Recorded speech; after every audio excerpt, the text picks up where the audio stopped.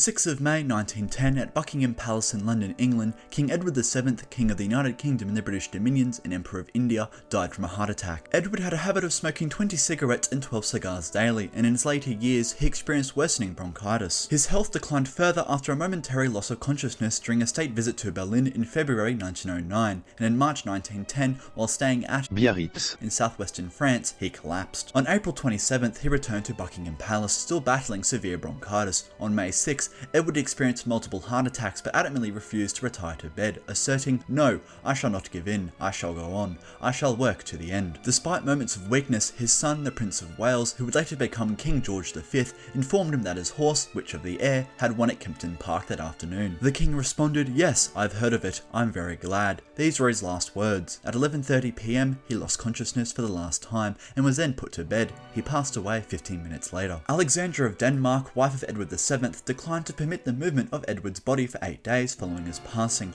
although she permitted small groups of visitors to enter his chamber. On May 11th, the deceased king was dressed in his uniform and laid in a large oak coffin. This coffin was then transferred to the throne room on May 14th, where it was sealed and lay in state. After the private lying in state, the coffin was ceremonially moved to Westminster Hall on May 17th for a public lying in state. Despite the rain, thousands of individuals patiently queued on the first day to offer their respects, with approximately 25,000 people being turned away when the gates closed at 10 PM. Over the course of 3 days, an estimated 500,000 individuals visited the hall to pay their respects as they filed past the coffin. The funeral took place 2 weeks after the king's passing on May 20th. Enormous crowds, estimated between 3 and 5 million, gathered to witness the procession, flanked by 35,000 soldiers along its route. The procession moved from Buckingham Palace to Westminster Hall, where a small ceremony was held in the presence of official mourners, including the late king's widow Queen Alexandra, his son King George V, his daughter Princess Victoria, his daughter the Duke of Connaught, and his nephew the German Emperor. As a tribute, Big Ben tolled 68 times, symbolising each year of Edward VII's life. The procession then departed from Westminster Hall, traversing through Whitehall and the Mall, proceeding from Hyde Park Corner to the Marble Arch, and finally reaching Paddington Station. It featured a horseback procession followed by 11 carriages, and at the forefront was Caesar, the late king's faithful dog, who led the way,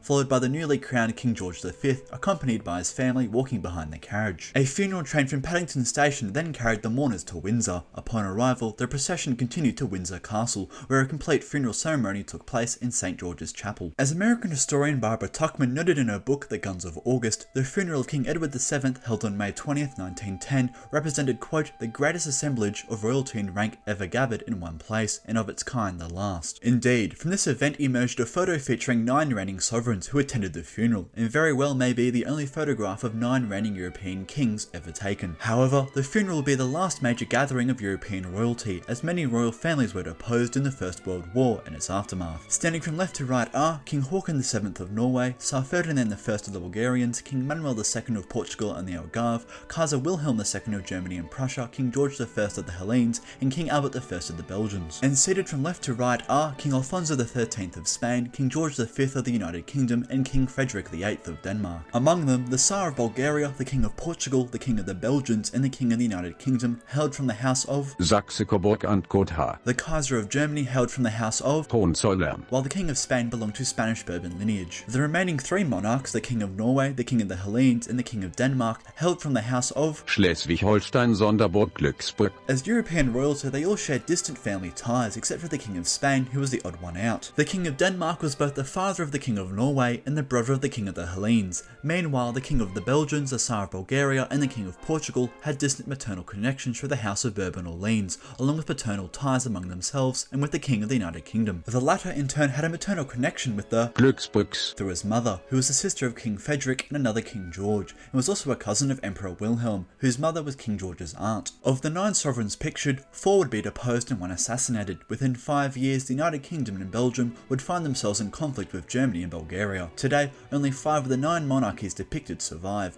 Norway, Spain with a brief interruption, the United Kingdom, Denmark, and Belgium. Oddly, the 4 sovereigns whose monarchies would not survive the 20th century, Bulgaria, Portugal, Germany, and Greece, all stood together in the picture. And as 9 mortal men, they were destined to meet their end. Håkon VII was born on the 3rd of August 1872 and crowned king on June 22, 1906. He enjoyed popularity among the people and actively minimised excessive formalities and grandeur. Despite Nazi Germany's invasion of Norway in 1940, he adamantly declined to abdicate and instead went to England, where he continued his efforts in the resistance movement. Upon his triumphant return in 1945, he resumed his reign until his passing at the age of 85 on the 21st of September 1957 at the Oslo Royal Palace. His passing signified the conclusion of a pivotal era in Norwegian history, and was succeeded after his death in 1957 by his son Olav V. Ferdinand I was born on the 26th of February 1861 and was first Prince and then Tsar of modern Bulgaria, reigning from the 5th of October 1908 until the 3rd of October 1918. During his rule, he played a pivotal role in Bulgaria's political and social transformation, formally declaring Bulgaria's independence from the Ottoman Empire on October 5, 1908. 2 years following the photograph's capture, he aligned with the Balkan League against Turkey. However, later on, he forged ties with the Central Powers and led Bulgaria into an invasion of Serbia in 1915. After Bulgaria's defeat on October 3, 1918, he abdicated and was succeeded by his son Boris III. Ferdinand died on September 10, 1948 in Coburg, Germany at 87 years old. Manuel II was born on the 15th of November 1889 and was King of Portugal from the 1st of February 1908 to the 5th of October 1910, which is why he looks so young in the photograph, as he was only 21 years old. After his father Carlos was assassinated along with Crown Prince Luis, Manuel ascended to the throne in February 1908. However, his reign came to an end with the collapse of the monarchy during the 5th of October Revolution in 1910. Following the establishment of the Portuguese Republic, Manuel went into exile and embraced the life of a modest country gentleman in England. He died comparatively young on July 2, 1932 in Fulwell Park, England at 42 years old. Despite his short reign, Manuel II's legacy remains significant in Portuguese history as he was the last monarch of the country.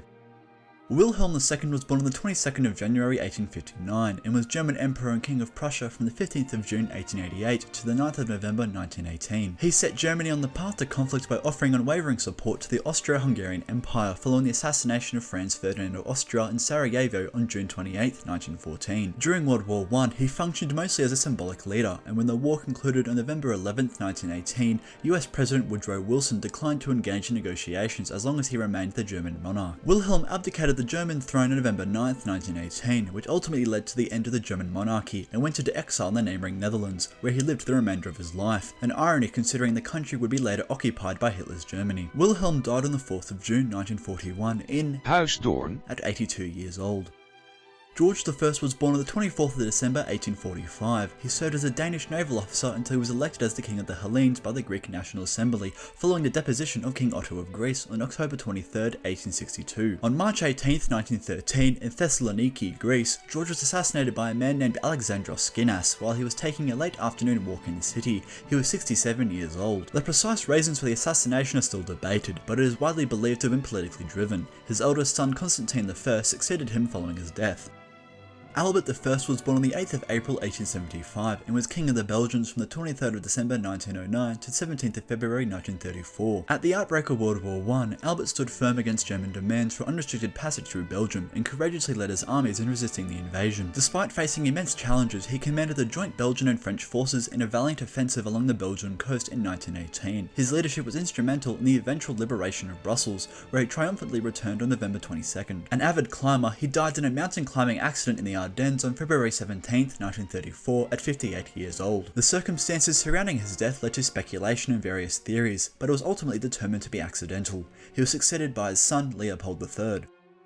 Alfonso XIII was King of Spain from his birth on the 17th of May 1886, however his mother Maria Cristina of Austria was regent on his behalf until 1902 when he was 16 years old. In 1923 he allowed Prime Minister Primo de Rivera to dismantle the parliamentary system and impose a dictatorship. However, as the dictator's popularity waned, Alfonso found himself discredited in the eyes of the public. On April 14, 1931, after Republicans made significant gains in local elections and amid mounting pressure, he chose to step down from the throne and departed from Spain, leaving behind his wife and family with no intention of returning. Alfonso died on February 28, 1941, in Rome, Italy, at 54 years old, marking the end of his tumultuous reign as the last monarch before the establishment of the Second Spanish Republic. However, the Spanish Constitution of 1978 heralded the return of a constitutional monarchy as Spain's governing system, following Francisco Franco's dictatorship and the reinstatement of democracy in 1977.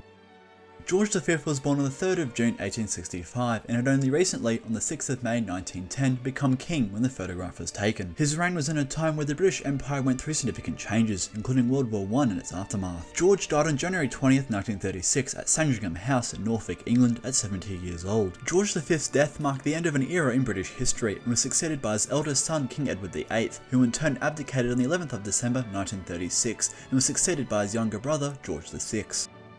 Frederick VIII was born on the 3rd of June 1843 and lived until the 14th of May 1912, just 2 years after this photograph was taken. Amongst his 5 younger siblings was Queen Alexandra of Denmark, the wife of King Edward VII. He served as Crown Prince for more than 42 years, and upon the death of his father Christian IX of Denmark in 1906, he ascended to the throne at the age of 62. He was praised for his modest, uncomplicated and informal domestic lifestyle, yet throughout his reign was plagued by ill health. On the 14th of May 1912, during his return trip from Nice in France with his wife and 4 children, the king briefly stopped in Hamburg. Staying at the Hotel Hamburger Hof incognito under the name Count Kronberg, Frederick went out for a walk on the Jungfernstieg that evening. Unfortunately, he collapsed on a park bench at the Gänsemarkt after feeling faint. A police officer found him and took him to the hospital where he was pronounced dead due to a heart attack. Since he was incognito and had no identification, his body was taken to the local morgue and was later identified by the hotel manager the following morning. Frederick VIII was succeeded by his son Christian X. This has been me, Jack, and please comment your favourite European king in the comments down below.